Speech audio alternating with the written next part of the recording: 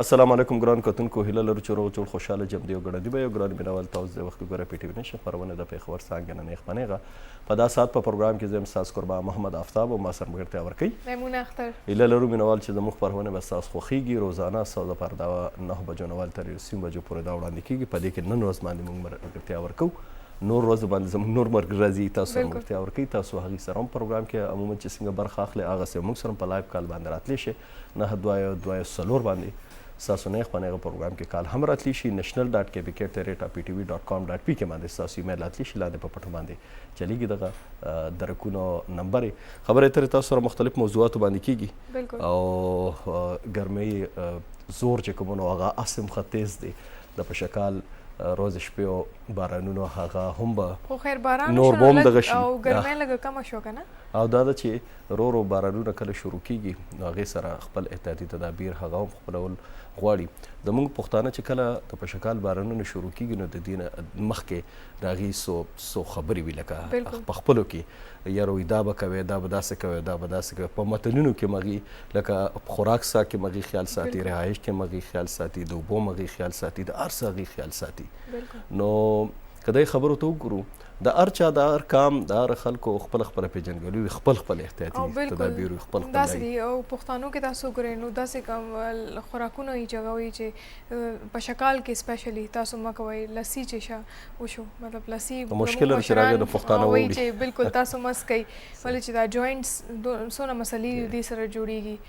نو داسې نورم شیزونه داسې دي چې مور پلار راته وایي چې مه خورئ مس کوئ او زوړ زخم چې دی نو هغه په شکال کې تازه کېږي. داسې پښتانه وایي. خیر د دغې سره د دې خبرو نه موږ اله خبرېږو، د دې کیسو کتارو نه موږ اله خبرېږو کله موږ مشرانو سره کینو، داسې لیک لوستو والا خلکو سره کینو، په چاپرچل کې داسې د تجربه کار خلک وي هغې سره کینو. د خبرو نه موږ مستفید شو. خو د بده مرغه موږ سره دومره وخت نشته، دومره ساعتونه نشته چې څوک د چا خبرې واوري، څوک چا سره کینی. بالکل نن سبا بس خلک آیسولیټ شوي دي که نه، نو خپل ځان کې یو دنیا یې جوړه کړې ده او هغه هم د موبایل د وجې نه، د میډیا او دغه د وجې نه. نو دغه نه به لږ روزو د چاپرچل نه، د خپل پښتون اقدارو نه، د خپل پښتون کلتور نه. خو موږ اسم خبر نه یو، ځان روزانه یو څو خبرې دي چې هغې نه موږ ځان خبر ساتو چې یو د پښتون کلچر دی او دا زموږ د بحیثیت پاکستاني موږ به دا کوو دا به کوو، خو مکمل ځان په هغې ډانچه کې راوستل او هغه خپلول هغه لږ ډېر ګران شو نن سبا. خو دا دی چې موبایل او انټرنیټ موږ مطلب همیشه هم دا خبره کوو چې دا ډېر نیګیټیو شیزونه دي او لایک زموږ ماشومان ډېر زیات خراب شول. خو دا دی چې دا ضروري هم ډېر زیات دی. نن سبا مطلب که سیفټي او سیکیورټي پرپز سره تاسو خبره وکړئ نو هغې کې ډېر زیات ضروري دی. ډېر زموږ ګورمنټ ډپارټمنټس دي، پولیس ډپارټمنټ شو، داسې هیومن رایټس ډپارټمنټ شو، هغوی اپلیکیشنز او آنلاین سیلز داسې جوړ کړي دي چې تاسو یوز کولی شئ او تاسو لایک څه کمپلینټ وي او یا داسې څه مسله وي، ایون چې ډومیسایل هم آنلاین اوس نن سبا جوړیږي. نو بالکل مطلب نیګیټیو سایډز هم شته او پازیټیو هم شته. هغه د انسان خپل ځان باندې ډیپینډ کوي چې تاسو کم قسمه لایک سایډ ته ځان انګیج ساتئ او کم قسمه اکټیویټیز کوئ. نو بالکل تاسو به هم یوز کوئ موبایل هم او انټرنیټ هم. نو ما خو که ستاسو دې خبرې ته خیال وي موږ هغه مخکې ورځ په دې باندې خبره کړې وه چېرې که آنلاین موږ ټکټ ریزرویشن کوو هم کېږي، بالکل ای ویزا خبره اوس کېده نو ښه ایزي پې کېږي. که چېرته کونسلیټ کې یا چېرته څه قسم هغه کولي نو هغه هم پې کېږي. که چېرته اپوینټمنټ د چا اخیستی دی هغه هم په آنلاین کېږي. که څه قسم بوکینګ کېږي په نن تاسو څه پرچیز کوئ هغه نن کلیک کې هغه ایپس کولو کې دغه کې په سبا به ډور سټپ باندې تاسو ته د انشورنس خبره تاسو کوله، ښه د دنیا لینکس دي هغه تاسو یې سره کمیونیکیټ هیڅ قسم لکه هغه ضرورت نشته وربلی ډایلا خبرې یا ډیلینګ یې سره ضرورت چې بس په میسج بالکل. ایون که تاسو وګورئ که نه نن سبا زموږ یوت چې کوم دی که بهر هغه سټډي له تلل غواړي یا داسې قسمه نو هغه کنسلټنټس چې کوم دي نو ډېر زیات پیسې ترې نه اخلي او لایک آنلاین دا سهولت موجود دی چې یو امبیسي ده هغې څه ریکوایرمنټس دي هغه تاسو هلته کتی شي او هغه ډاکومنټس هغه خپل پوره کوي او ځان طرف نه اپلای وکړي. مطلب کنسلټنټس لکونو روپۍ ورکول څه ضرورت نه وي. نو ایجوکیشن ډېر زیات امپارټنټ دی. نو انټرنیټ پکې ډېر زیات ښه رول ادا کوي چې ایجوکیټ کوي خلک او داسې قسمه سکیم هم کنسلټنټس دي نو هغې نه یې بچ کوي. نو ډیفینیټلی پازیټیو سایډز یې ډېر دي. دغه خو هغه خلک چې کوم د دغه په دغه کې روان وي که نه څوک د دغه تلاش او درک کې روان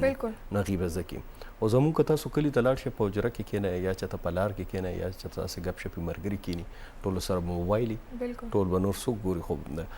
څه عجیبه عجیبه غونتې دغه به ګوري سندرې به ګوري عجیبه عجیبه خبرې یاره فلاني ده وویل ډنګرې ټول به پې سیاسي خبرې وي نورې خبرې به نور هغه مواد هغه هر څه پې مونږ ګورو چې هغه زمونږ په ژوند کې رایې نه څه کردار شته دی نه موږ دپاره څه فایده شته دی نه زموږ دپاره څه سودمند دي نه هغې نه موږ څه زده کړه کولی شو او چې زه داسې ګډ وډ هر څه زده کړم نو زه به خپل کشرانو ته خپل راتلونکي نسل ته هغه ته به زه څه ښیم. خو دا دی چې مطلب داسې قسمه ایونټس باندې لکه ماشومان اوس ناست دي او موبایل کې لګیا دي نو د مور پلار رول ډېر زیات امپورټنټ دی. تاسو مطلب سټریکټلی نه خو ماشوم سره کښېنئ هسې ګپ شپ کې چې ته څه ګورې راځه چې دواړه وګورو لکه ډېر زیات طریقې دي که نه چې ماشومان تاسو سنبالول سایکالوجي هم وایي مانیټر کول پکار دي ایگزیکټلی مانیټر کول پکار دي او زه ویم چې ټیکنالوجي یوز ښه خبره ده چې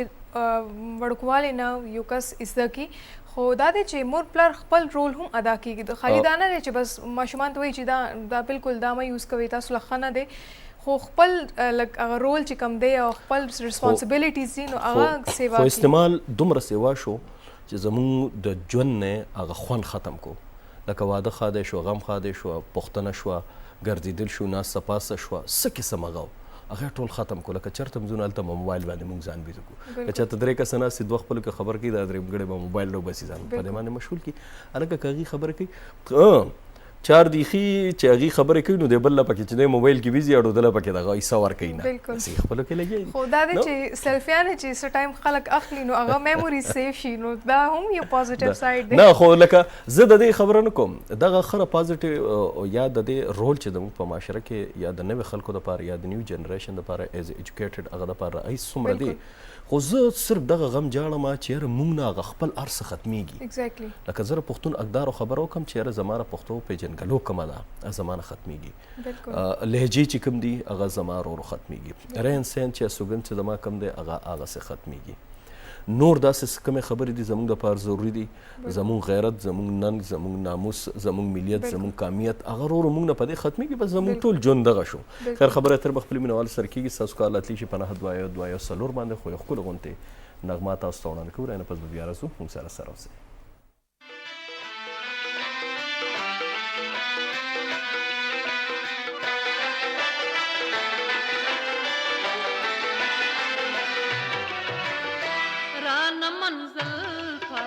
مزل پاته دی چې مې د ژوند لارې مل پاته دی رانه منزل پاته مزل پاته دی رانه منزل پاته مزل پاته مینوال تاسو نغمې به په اواز باندې خپل غوته غزل واورېدو پیش کوونکی او خدای بخلي زموږ شوکت علي صاحب چې لږه موده وړاندې زموږ د دې فاني دنیا نه رخصت شوی دی الله تعالی دې راغي هغه جهان ښایسته کړي او کلام مو زموږ یو ډېر خوږ مشر د پی ټي وي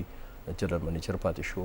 مجید الله خلیل صاحب رایي کلامو او داسې نور راغي ډېر ښه کلامونه دي نغمې په اواز باندې د نورو د په اوازونو باندې هم شته مینه مې درکړه محبت غواړم په دا مې دغه یو بدل پاتې دی نو موږ د پښتون هغه خبره کوله تاسو ډریس ته خیال خیر دا خو زنانه وډه بالکل دا مونږ ډسکس کول چې کلچر ډریس چې کوم دی نو هغه ډېر زیات ښایسته او ښایسته لګېدو او دا ټرینډس چې کوم دي نو هغه زړه شوي نه دي دا اوس هم جنکې پښتانه جنکې چې کومې دي نو هغه فالو کوي هغه همداسې ډریسنګ اچوي او ماشاءالله څونه ګریسفل پرسنالټي ده او بالکل څونه ښایسته اواز دی موږ له خپلول پکار دي دا قسم او باقي لکه د زنانو د ډریس باره کې خبرو شي په دې به تاسو ښه پوهیږئ خو د حمزه بابا یو شعر رایادېږي حسن چې بې ستر حسن چې بې پردي شي لکه بې ستره شي ځکه پښتانه مخونه پټ ساتي داسې یو شعر در هغه نو هغه مطلب دا دی چې یاره خپل هغه هم پکار دی خپل پردم پکار ده خپل هغه په کار دی ځان احتیاط لکه ډېر زموږ د مسلمانۍ او زموږ د پښتونولۍ دغه هم دغه دی که نه چې یاره پرده په کار ده څنګه طریقې سره ژوند په سړو په منځ کې تاسو به کتلی چې کلچرل ډریسز چې کوم دي نو د هغې یو خپل ګریس دی او یو خپل خوند دی نو هغه صرف دا نه دی چې تاسو خیبر پښتونخوا کې اچوئ یا لایک پاکستان کې چې چېرته هم اچوي تاسو به کتلی یونیورسټیانو کې ایونټس کیږي او پروګرامس کیږي نو هلته هم پښتانه ښځې او جنکۍ ریپرزنټیشن وي هلته همداسې کلچر ډرسز اچي او بهر ملکونو کې هم یونیورسټیانو کې چې جنکۍ سبقونه وایي نو داسې قسمه پروګرامونو کې داسې کلچر ډرسز اچي نو څونه زیات خوند کوي او خوشحالۍ ملاویږي که نه چې لایک زموږ کلچر ریپرزنټیشن کېږي په یونیورسټیز کې شکر د اوس دغسې هغه شروع شو خلک تاکید ورکوي انسټرکشن ورکوي او خوښیږي دوباره تاسو چې څنګه وایي چېرې دا دوباره بیا هغه کلچر را روان دی په ادارو کې داسې هغه پیدا کېږي بینکس دغه که تاسو وګورئ سیسټم وګورئ نو په هغې کې وایي چېرې یا به تاسو پینټ شرټ اچوئ که پینټ شرټ نه اچوئ نو تاسو به شلوار کمیز ورسره به واسکټ اچوئ څومره خوند کوي اوس واده ښادۍ کې خلک شلوار کمیز ورسره واسکټ اچوي یا چته ځي یا زموږ پرایم منسټر صاحب چې نن سبا چته ځي نو خپل شلوار کمیس او پایې کوټه چولي هغه څومره په هغه کې ښکاري بل زموږ یو ډېر خوږ مشر دی ماته ویډیو هم راولېږله هغې په دې دغه باندې یو کانفرنس شو د پښتون کلچر او اقدارو خبره مونږ کوله زموږ د پولیس محکمه کې ډېر ښه پوسټ باندې ډېر ښه اسلام آباد کې نن سبا دی شیخ شوکت حیات صاحب هغې د دې باره کې خبره کوله چېرې مونږ خپل اقدار نه پیژنو مونږ خپله پښتونولي نه پیژنو مونږ خپله پښتو ورورولي خپل کلتور خپله ستوګن دا هر څه مونږ هېر کړه چې د دې نه زه نه یم خبر زه پښتو د ژبې د زرخیزۍ نه نه یم خبر زه پښتو د متلونو نه نه یم خبر زه پښتنو شعرا نه نه یم خبر زه پښتون د ژوند نه نه یم خبر چې سره پښتون هغه هټ دی زه د دې نه نه یم که ما نه څوک تپوس وکړي ما ته د دې پته نشته نو زه څنګه ځان ته پښتون ویم لکه ډېره ښکلې خبره چې یاره زه ښه پښتو ماله نه راځي صرف په وینا کې راځي چې کمیونیکیشن په بیس باندې زه هغه په طور باندې هغه ویمه لیک راله نه راځي لوست راله نه راځي لکه که هندکو ته وګورو هندکو خلک نشي لیکلی ریډ کولی نشي تو وایه که نه نو دا به زموږ نه دا ژبې چې کوم دي دا اقدار چې کوم دي که د هرې ژبې دي ژبه چې ده مورنۍ ژبه دې کې د دنیا خبرې تړلې شوي لکه خپل سوسایټي یا خپل چاپېرچل کې چې کله ژوند کوي او هغې سره هر قسمه خبرې د هرې علاقې چې کومه مورنۍ ژبه یې کې هر څه راغونډ شوي وي هغه اوس که تاسو وګورئ که نه دا مونږ چې څونه پویټري وایو یا څونه غزلونه دي ګانې دي یا بکس دي ایون د پښتو نو هغه ډېر ټایم مطلب پهله لیکل شوي وو او خلکو لیکلي وو اوس د موبایل د وجې نه مونږ هغه بکس هم نه ګورو ایگزیکټلی بالکل بک ریډینګ خو بیخي ختمه ده او خلک اډو لیکي نه که نه دا ډاکومنټیشن نه کېږي اوس چې کوم څونه ټرینډ روان دي پښتو کې چې کوم موډیفیکیشنز شوي دي نو هغه هم ډاکومنټیشن کول پکار دی چې ولې زموږ نیکسټ جنریشن چې راځي نو هغې ته به پته نه وي چې زموږ مشران څه کړي دي اوس د شوکت حیات صاحب خبره زه کوم نو هغه یو ښه لیول باندې یو ښه دغه باندې پښتون چې څومره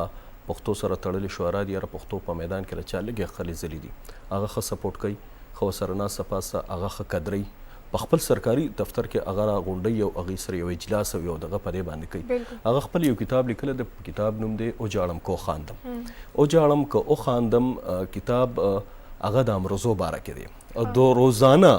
زموږ چې په واده ښادۍ کې په ناسته کې په ژوند کې په غم ښادۍ کې کمې خبرې راځي او د خلکو سره زموږ کم دغه راځي کمیونیکیشن کیږي او هغې کې د کومو خبرو ضرورت دی او کمې زموږ نه لرې شو هغه ټولې په هغې کتاب کې جاړم کو خاندم کې هغې کې دغه شته دي نو دا ده چې دغسې خلک شي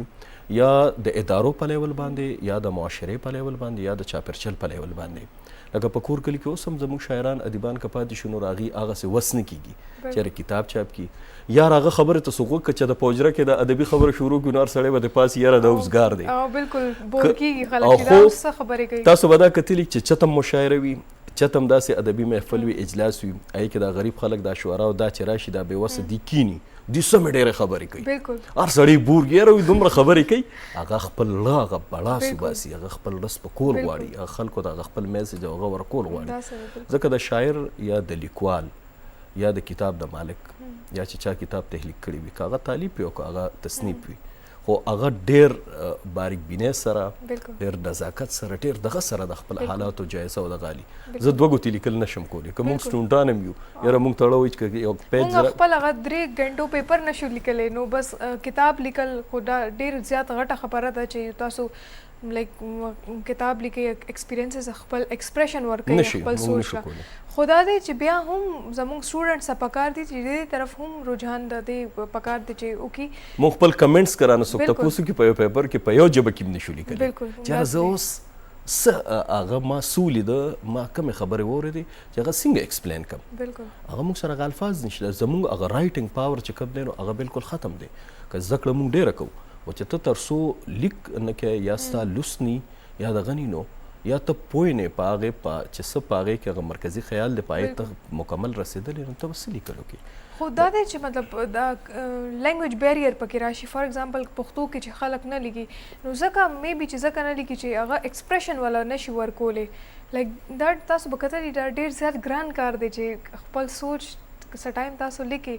نو بیا الفاظ ختم شي بنده سره لیکوال خو دغه کمال یې که نه چې هغه ایکسپریشنز ورکول لکه دا ډېره ښکلې خبره ده چې یو خبرې له ایکسپریشن اوس کله خندا خبرې ابه ته څنګه هغه په خندا کې راوړې د خفګان خبره به څنګه خفګان طرف ته بوځي د غصې اظهار دی به ته څنګه پای کې کې نو دغه ځکه خو زه وایم چې یار خپلې ژبې له خپله اقدار له توجه ورکړي شي لکه ابل زه په کلي کې یو زمیندار سره ناست وم نو هغه وایي یاره بس وي د پټي کې وي کته ټغاره کوو کته ټغاره اوس د پښتون د زمیندار دپاره یو ډېر ښه هغه دی د ځمکې زرخیزۍ دپاره او راقې د دغه یاره زه بس وي چې خپل پټي کې څه کته ټغاره وکړو نو تاسو وګورئ دا زموږ د ژبې هغه زرخیزي کوي داسې نورې ډېرې خبرې دي چې یاره مونږ خو مونږ داسې که چې مونږ هر څه مکس که هر څه یوځای که یو ځای له مروړو یو په یو باندې شو بل په بل باندې شو او د یو ځای پاتې نه شو مونږ دا د چې یاره دا خبرې دا ضروري وي او مونږ اکثر وایو چې یاره زموږ د دې خبرو نه خلک بور شي نو دا د نوي کول سره نوې خبرې پکار دي او زموږ غوندې خلکو سره دغه زړې خبرې پکار دي نو خامخا ناسته پکار ده چېرته مشران وي په چاپېرچل کې خلک وي په دغه کې خلک وي نو هغوی نه زده کړه پکار ده د ټکنالوژي خبره ده هغه آی ټي والا سره کېناستل پکار دي کم خلک ایکسپرټ وي او چې کم پوه خلک وي نه هغه خبره کوي خو د کار خبره کوي د خبره خامخا اورېدل پکار وي او دا ده چې انسان ته پکار دی که نه چې هر فیلډ کې ځان لږ ایکسپرټ ساتي چې هغې ته پته وي هغه بیسکس خو هر بنده ته پته وي که نه او انټرنیټ هم هغه خبره راشي چې انټرنیټ باندې هر شی موجود دی که تاسو کتاب لیکل غواړئ یا داسې قسمه څه اکټیویټي کول غواړئ نو بالکل انټرنیټ باندې ایون چې سټیپس هم شته چې ټول نه پهله به داسې کوئ بیا به لایک برین سټرامینګ به کوئ هغې نه پس به څه آیډیا لیکئ پوینټس کې ولیکئ بیا هغې نه پس ایکسپلین کوئ نو هر قسمه هیلپ آنلاین موجود دی خو دا دی چې لږ رجحان پکار دی چې د بنده رجحان وي دې طرف نو اسایمنټ چې کله سټوډنټان له ورکولی شي نو د څه بیس باندې ورکول شي د دې وجه چې یاره د دې دغه وشي پروپوزل چې ورکړی کېږي د پروپوزل چې کوم که دغه دی فارمیټ دی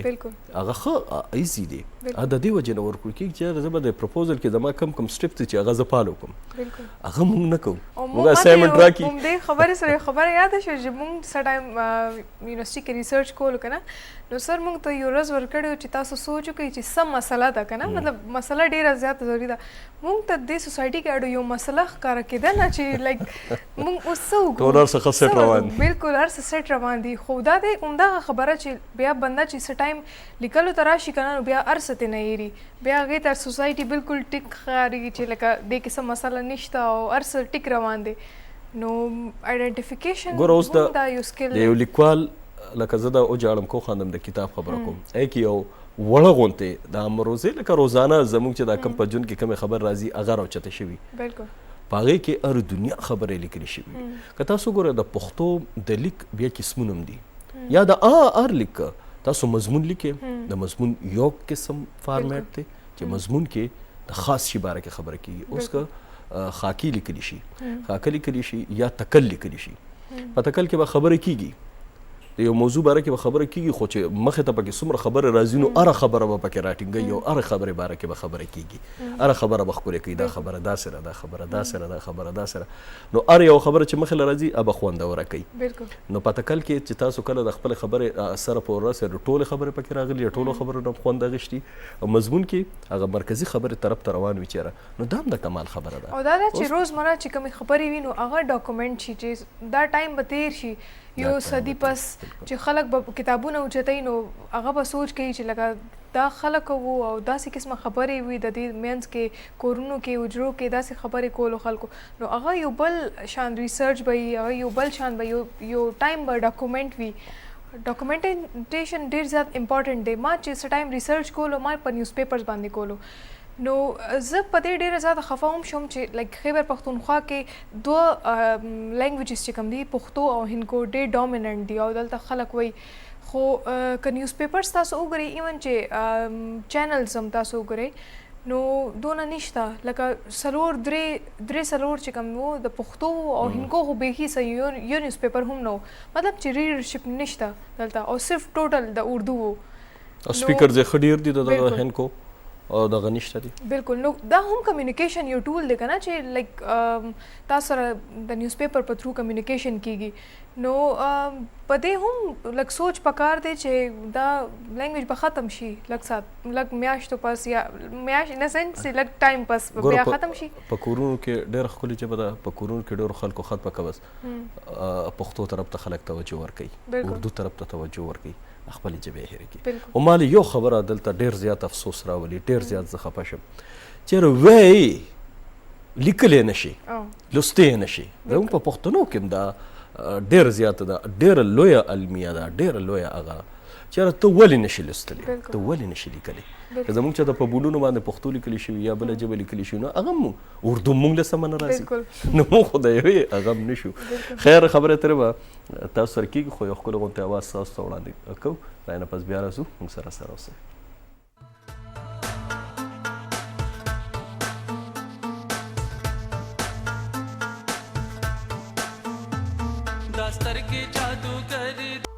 او مینوالو تاسو اورئ د عرفان خان خوږ او ښکلی آواز او جانان سندره ډېره مشهوره سندره وه تاسو واورېده یو بله سندره هم د دې ډېره زیاته مشهوره او پېښور خو پېښور دی که نه هغه کلام و زموږ یو ډېر خوږ شاعر دی فضل سبحان عابد د ملکنډ د سیمې هغه کلام و دغه یو بل کلام هم راغه ډېر زیات مشهور و په ما د لرې د زړه ور پرېښودو اوس ته په دې لوري چکر پرېښودو دا کلام هر ځای کې او ډېر زیات فیمس شوی و خپل ټایم کې بالکل نور هغې داسې لکه ملي یا ولسي دغه هغې ډېر زیات نور هم دي نو خبره اترې تاسو سره خیر کې دی یو دوه شعره ماته پکې نور هم یاد شو یو خو هغه وختینی شعر و چېرې حسن چې بې ستره شي بې قدره شي ځکه پښتنې مخونه پټ ساتي د حمزه بابا شعر دی او زمونږ کیمرامین صاحب چې دی واجد به هغې ډېره خواري کوي لکه خامخا د تعارف محتاجه ځکه دي چېرې کیمره موږ ته نږدې که او لرې که او هغه که نو دا هم ډېر زیات ګران کار دی یو ټیکنیکل کار دی او دا صرف موږ ناست نه یو زموږ شا کې یو پوره ټیم دی ام سی آر کې ملګري دي او هغې نه بغیر چې کوم دی نه دا پروګرام پاسبل دی او نه د پی ټي وي کې دا هر چا خپل رول دی کله چا دا خیال چېرې دي صرف کیمرې ته ناست او بدل ته خبرې کوي او موږ بیا اورو یا بیا ډورو ده خو دا چې تر دې ته وررسي نو په دې کې د ډېرو خلکو رول دی روز صاحب انجینران صاحبان دي ډیوټي افسران صاحبان ډرایوران صاحبان دي نایب قاصدان صاحبان د ټولو دې کې رول دی ټول دې وخت کې هغې موجود وي نو ځکه وي خلک لګیا دي لوپټې دپاره سوال غواړي خلک لګیا دي لوپټې دپاره سوال غواړي ساده ملاله مې په داسې وخت کې شال غواړي او رنګین غزل او په پښتو کې ساسانه نه ده د زړګي زور د بنګړو شور د زنې خال غواړي او زه د یوې لحظې د صبر توان لرلی نشم زه د یوې لحظې د صبر توان لرلی نشم د سوال جواب لمې جانان پوره یو کال غواړي نو دا ده چې موږ ورته سوال وکړو یو چې یو کال صبر وکړه موږ یو لحظه صبر نشو کولی نو دا ده چې ډېر هر څه چې زموږ په ژوند کې دي د شاعران هم زده کېږي خو مخکې شاعران ډېر د دې آرټیکلو نه هم زده کېږي موږ آرټیکل چاته نه د انګریزي آرټیکل ګورو خو چې ورکوټ آرټیکل د لوست دغه وي ټیم وینو چې وګورو ډېر زیات انټرسټینګ وي ډېر خوند کوي تاسو به دې ته د ریډینګ بیا دغه فواید هم شته دي چېرې موږ ته خبر شو دغه شو آنلاین ریډینګ چې کوم دی که نه نو هغه دا لکه یو فایده شته چې بنده وګوري ولې چې بک اوچتول دا خو بالکل چا سره دونه زیات ټایم نه وي ولې چې ډېر زیات بیزي لایف شو د هر چا او آنلاین ریډینګ دا فایده وي چې بس چې چېرته هم تاسو ناست ایون چې لاره کې هم روانې نو هغه کلاو کوي او که تاسو پویټري وایي که بکس وایي که آرټیکل وایي نو هغه ستاسو لپاره یو نالج ګین کول یو طریقه وي او دا ده چې ټایم هم تیر شي هسې دغه هم ښه دی ریډینګ چې دی نو هغه په هره طریقه باندې که تاسو په موبایل کې کوئ که په هغه کې کوئ په بکس کې کوئ که په هغه کې کوئ خو زمونږ د پښتنو شعرا چې کوم دي یا لیکوالان چې کوم دي دا بکس لیکلي دي نو دغه هم کتل غواړي دغه مشتل غواړي په هغې باندې هم خوارۍ شوي دي د هغې ژوند لګي د هغې دومره وس او توان شته دی نه چې هغه پی ډي اف فارم ته سکین کړي او یا سو کړي او هغه انټرنیټ او میډیا او ویب سایټس ته ورکړي او ډېر زیات داسې ویب سایټ شته چې هغې د پښتو زمونږ دریاب ډکشنري چې کوم ده یو دغه کې لیکل شوی ده تقریبا 1900 94 کې هغه چې د نو کلندر مومن صاحب فرید رئیس صاحب او بیا هغه یو مکمل د پېښور یونیورسټۍ یو مکمل پروجیکټ و ډېر 12 کاله پای باندې کار شوی دی. بل هغه پروجیکټ انډر چې کوم دی مختلفو علاقو ته لیټري خطونه شوي دي چې ستاسو په علاقو کې کومې لهجې دي کوم الفاظ دي کوم شي دپاره هغه راټولې شوي دي. ډېرې خبرې د یو نه لیکلي شوي دي د بل نه لیکلي شوي دي مکمل هغه یو باقاعده د هر خبرې الفاظ او دغه پکې شته دی هغه راټول شوي دي. نو دا ده چې هغه دریاب چې ده نو هغه دغه ته راغه پی ډي اف فارم ته راغه. خو کتاب لوستو کې د فایده دار چې کتاب تاسو سره نو ښه ایزي تاسو پیج راواړوئ کم پیج کې کم ګوره ډکشنري چې کم بره فهرست کې لیکلي شوي دي کوم الفاظ نو هغه تاسو ښه سرچ کې ښه ایزي سره په موبایل خو بیا یو پیج کې واپسې ځئ او بک ریډینګ ښه ټایم دا دی که نه چې څه ټایم تاسو ټرانسپورټ کې لایک یو ځای نه بل ځای ته ځئ نو اکثر ټریفک هم وي نو بنده هغه ټایم کې که بک ووایي نو ټایم هم تیر شي او انجوایمنټ هم وشي بک سره چې که تاسو ریډینګ هیبټ وي او عادت وي بک سره. نو زما یو ټیچر هم همداسې کوي پېښور یونیورسټي نه د هغې تعلق دی هغه وایي چې زه څه ټایم بس یونیورسټي نه وځم نو بک ځان سره کړم چې کور ته زه رسم نو 20-30 صفحې ما ویلي وي نو چې څوک ډرایوینګ کوي نو به بک سره څه کوي هغه به بیا اډیو کې ولګي ځان ته دا ده چې فواید شته دي که تاسو دې خبره ته خیال کړي زموږ په دې پښتنو کورونو کې پخوا په کلو کې یو به د عبدالرحمن بابا دیوان چې کوم دی دا به په د تبرک په طور به دا کور کې پروت و یاره د رحمان بابا کتاب راوال هسې به د زنانو د مشرانو دا به لوستلو هغې کې ډېر سبق آموز او د دغه د آخرت چې خبره د آخرت خبرې دي پکې د تزکیه نفس خبرې دي هغه اشعار چې داسې دي نو هغه صوفیزم دی دا په داسې طریقه باندې چې هر سړی نورې داسې پخواني عهدنامې شوې یا دعای کنوت شو یا داسې نور داسې کتابونه شو ورته پښتو په کتابونو کې به دا کتاب خامخا په کور کې وي نور داسې یو دوه درې کتابه زما ذهن ته به اوس راشي یا به په کورونو کې ماته یاد دي چې موږ ماشومانو بیا وروستو د غني خان دا کتاب راغو دا به ډېر زیات خلکو خوښولو په کورونو کې پروت و د حمزه بابا کتاب دا بیا وروستو راغلل خو د دغې نه مخکې د عبدالرحمن بابا دیوان چې و نو دا به ډېر زیات کورونو کې اوس هم میلاویږي په کورونو کې هغه خلکو ساتلي او ریډ کوي او دغه کوي یا داسې مرثیې یا داسې مثنوي یا داسې منقبتې یا داسې نظمونه هغه خلکو لوستل هغه دا چې یاره انسان د دنیاوي ژوند نه وځي خپل حقیقي ژوند طرف ته هم لږ مایله شي هته پته ولګي چې یاره زما ژوند څه دی زه څه مقصد دپاره راغلی یم ځکه مې خبرې له راغلي او دا تعلیم هم ډېر زیات ضروري دی چې انسان ته پته وي او خپل د ژوند مقصد چې کله موږ دغې خبرو ته ننوځو دغسې ریډینګ کوو دغه صوفیزم او دغه ته شو نو زما نه د دنیا نور ټولې خبرې پاتې شي نو په ریډینګ کې دغه فواید هم شته دي یاره که زه دغه کې نه یم زه داسې سچویشنز داسې حالات کې یم چې یاره زما دماغ په کلاریږي نه دغه کېږي نه تاسو هغې طرف ته ولې خلک د قوالې اوري صوفیزم والا داسې اشعار اوري داسې نظمونه داسې کلامونه چې سندرغاړو په آواز باندې ویلي شوي هغه ولې اوري چې کې هغه ته د سکون او دغه میلاویږي نو خیر دا قسم هغه هم شته دي دغه هم ریډ کول پکار دي ډېرې خبرې شته دي موږ باید خپلو مینوالو سره وار په وار وړو هغه به سره شریکو خو دې وخت کې یو بل ښکلو غوندې اواز دی فضا فیاض اواز دی هغه تاسو وړاندې کوو نه پس خبرونو طرف ته بیا به راځو موږ سره اوسئ